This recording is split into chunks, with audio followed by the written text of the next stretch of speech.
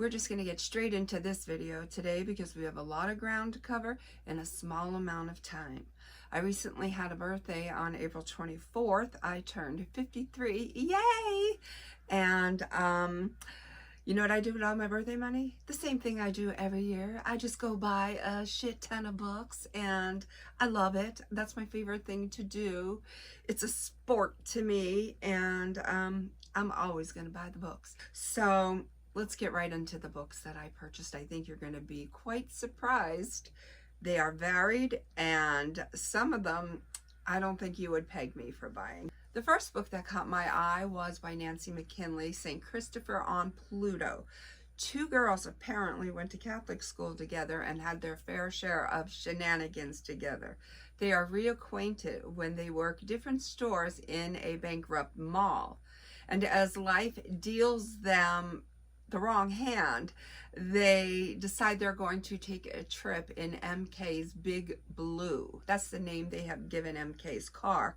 And they are going to set out on a little adventure. So I'm thinking Thelma and Louise. I never saw the movie Thelma and Louise, so I couldn't say for sure, but that's the vibes that I'm getting. Then we have Misery by Stephen King. I have only read 2 works by Stephen King, and I have not been scared yet, so maybe this one will be the one to do that. I haven't seen the movie, so I don't have any clue what I'm getting myself into. I only know there's something about a bed, feet, and a hammer. I'll have to find out the hard way, I guess. The next book I chose was strictly for the title. It Lasts Forever and Then It's Over by Anne de Marcken. Don't have a clue, did not even open it. I like the cover, I like the bird, I like the title of the book. I lost my left arm today. It came off clean at the shoulder. Janice, too, picked it up and brought it back to the hotel. I would have thought it would affect my balance more than it has. It is like getting a haircut, the air moving differently around the remaining parts of me. Also, by turns, a sense of newness and lessness. Free me, undead me, don't look at me. The next one I chose was These Precious Days by Anne Patchet. If I am correct, I think this is a collection of essays by Anne.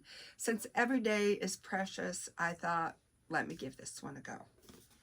I had my eye on the ball. I knew I was going to purchase this next book the moment that it came out. A Short Walk Through a Wide World, a novel by Douglas Westerbeke. This is the story of a little girl who is kind of spoiled. She's a brat. She finds a puzzle on her way home from work. She tosses it over a fence, and by the end of the day, that puzzle is in her backpack. And she's finding that she is bleeding to death. And the only way to stop this bleeding is to constantly remain in motion. So we're going to find out about this one. I have read my fair share of books on werewolves, vampires, even Frankenstein's monsters, but I've never read a story about a mummy.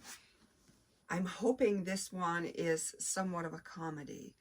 All I know about this book is that 2 brothers set out to Egypt to try and bring back to life an ancient pharaoh. And in succeeding in that mission, this mummified pharaoh steals their hot air balloon and travels back to London to share his wisdom with humanity. So maybe that one is going to be a good one. The next one, I caught it on my way out. I did a little book shopping before I went book shopping. I did it online. And then when I actually got to my Barnes & Nobles, I forgot all about it. And then I caught it on my way out. So I had to get back in line, you know, hoping it was worth it getting back in line for. A Good Girl's Guide to Murder, the Reappearance of Rachel Price. So this is by Holly Jackson, and apparently I'm surmising that Rachel Price has turned up dead, and I don't think it would be too difficult to foresee the future in saying that Rachel is going to reappear somehow, some way from beyond the dead. This next author, I was not a fan of his book, Tender is the Flesh. No, not for me. I am Yeah, I'm one of those animal lovers, and I'm a vegetarian, so I can handle a lot. I'm a pretty tough gal, but that book was not for me. I just felt like it was never ending, so I DNF'd it. But that doesn't mean I won't be a fan of his other works. I can say for sure that I'm loving this cover. I know there's more to a book than a cover, but I am definitely the type of gal that will buy a book just because of a title or because of a cover. I'll find out about the storyline later. 19 Claws and a Blackbird, Agustina, Bazterrica. So it's just a collection of stories, and we're going to find out about that. The next one, The World According to Joan, Didion by Evelyn McDonnell. Now, she surfaces Didion's writing, both published and unpublished, visits with people who knew Didion, and interviews those inspired by her. The World According to Joan Didion traces the path Didion carved from Sacramento, Los Angeles, and Malibu to Manhattan, Miami, and Hawaii. Okay, the next one. You are not going to believe that I chose this, but yes, I did. I don't know if I'm going to be sorry. William Peter, I'm going to say Blatty, I don't know. The Exorcist, yes, I chose this. I understand about energy, and, you know, I'm just going to say my faith is greater, and we're going to embark on this. I did read Amityville Horror about 5 years ago, and I expected to get like my socks knocked off, and they weren't. They weren't. So I don't know what I'm going to decide. I think about that book after completion, but I'll probably get to that.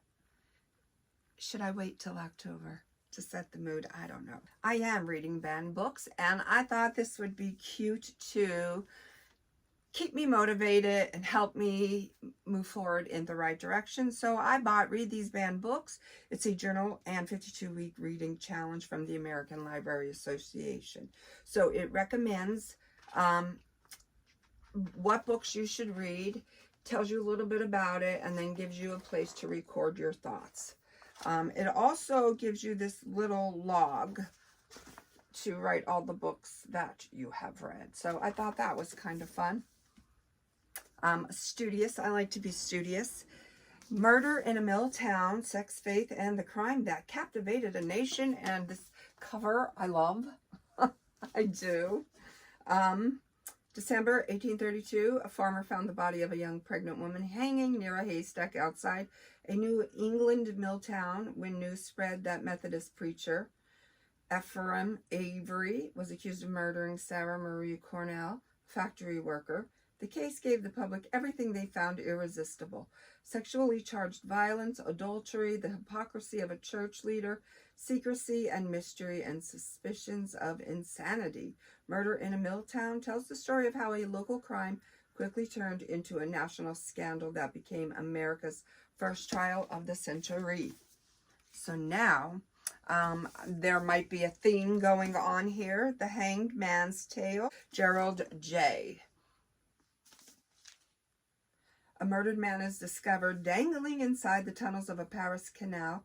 The only clue, the tarot card in his pockets. The Hanged Man. When an innocent suspect is railroaded into prison for the homicide, Mazzarelli sets off on the hunt for the real killer. I watched a booktuber do a little reading blog on this. The cover is brilliant. The book itself is stunning. Leigh Bardugo, The Familiar. And you know what? Even the inside. It's a beautiful book to have in your collection. In a shabby house on a shabby street in the new capital of Madrid, Luzia Catado uses scraps of magic to get through her days of endless toil as a scullion. But when her scheming mistress discovers that the lump of a servant cowering in the kitchen is actually hiding a talent for little miracles, she demands Luzia use those gifts to better the family's social position. Two more.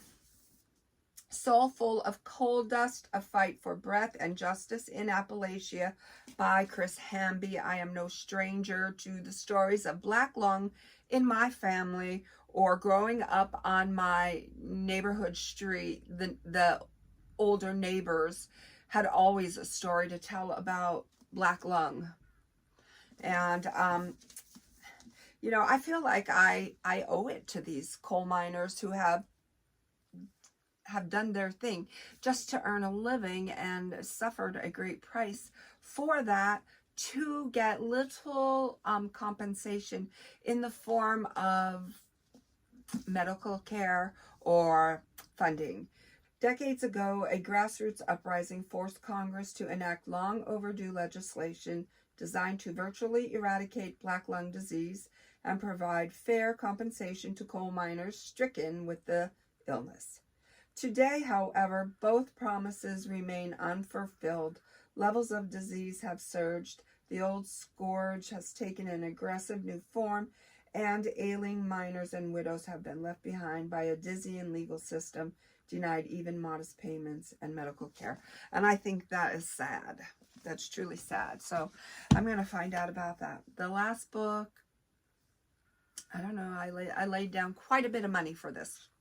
I saw that his sister did an interview and said they were putting forth this book or releasing it shortly thereafter, Christmas of 2023. So I knew at some point I was going to be buying it. I'm down a rabbit hole with this gentleman. The cemetery where he is laid to rest, I had no idea Oscar Wilde is laid to rest in the same cemetery. And the things that they had to do to protect the graves of both because of the millions of fans that visit each year. So, I don't know, I'm baffled by this man, Jim Morrison, and this is the collected works, poetry, journals, transcripts, and lyrics, some in his own penmanship, and definitely all his own thoughts. Now, he's said to be a genius, and you know, I will go so far as to agree with that. However, when he was out of his mind, he was out of his mind. That's sad because it didn't have to be that way, but I think drugs will get you every time. His composition books, where he wrote his dialogue, his songs. This one is the Parish Journal. So I don't know. I think it's going to be kind of fun to get inside of his brain and see how he worked. Some people loved him. Some people couldn't stand him. I don't know. I find him interesting and fascinating enough to want to know how his brain functioned, how it ticked.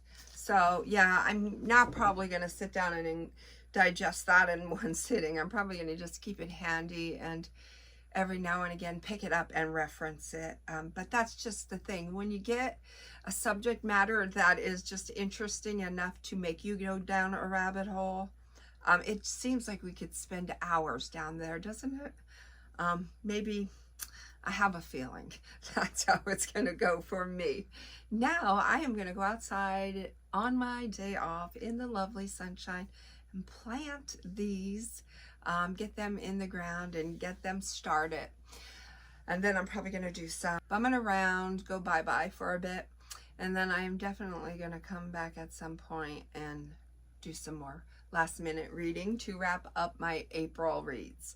Whatever you are reading, I hope you are having a ball. Until we meet again, know that I love you. Be well, be good, be reading, and may all your dreams come true.